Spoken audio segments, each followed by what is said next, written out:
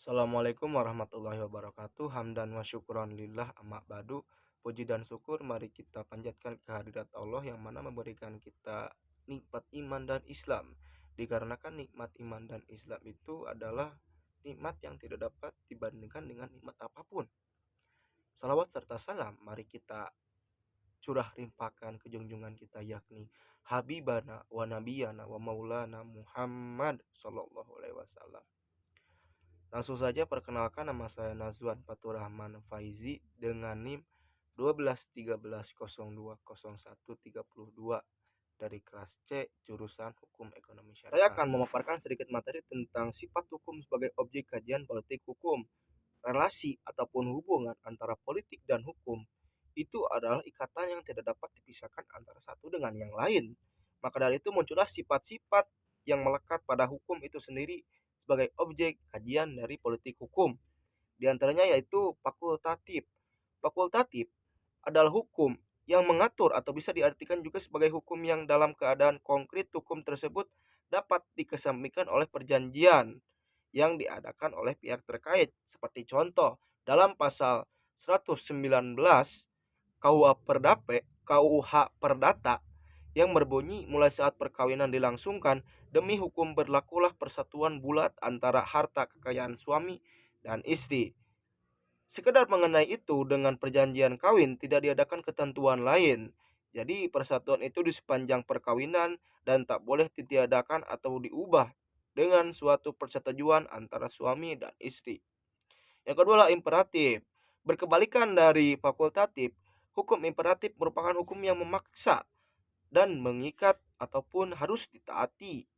Sebagai hukum dalam keadaan konkret harus ditaati atau hukum yang tidak boleh ditinggalkan oleh para pihak. Ketentuan-ketentuan yang memaksa itu berlaku bagi para pihak yang bersangkutan maupun hakim sehingga hukum itu harus diterapkan meskipun para pihak mengatur sendiri hubungan mereka.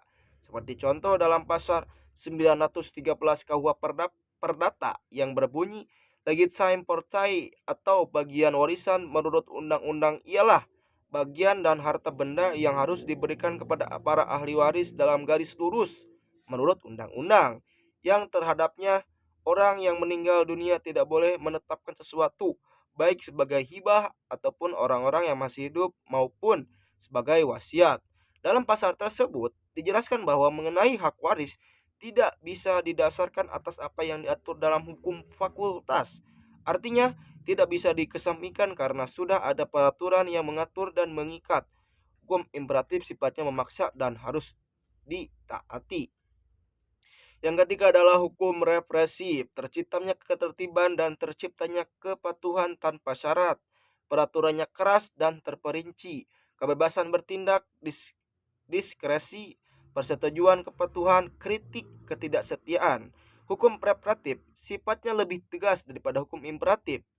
Jadi tingkatannya itu lebih keras daripada hukum imperatif.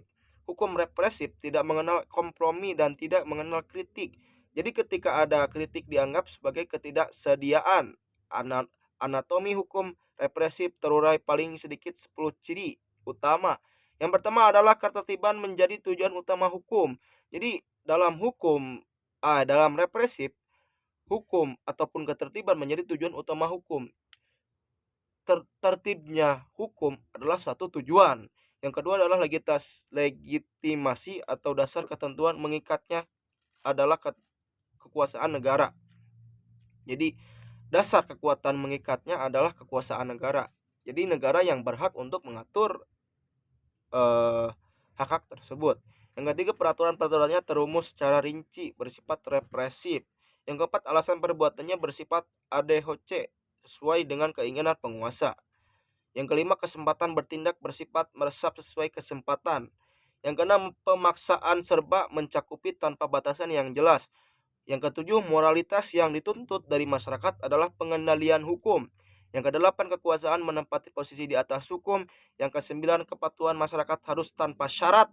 Yang kesepuluh, partisipasi masyarakat diizinkan lewat penundukan. Jadi ada tingkat-tingkatan.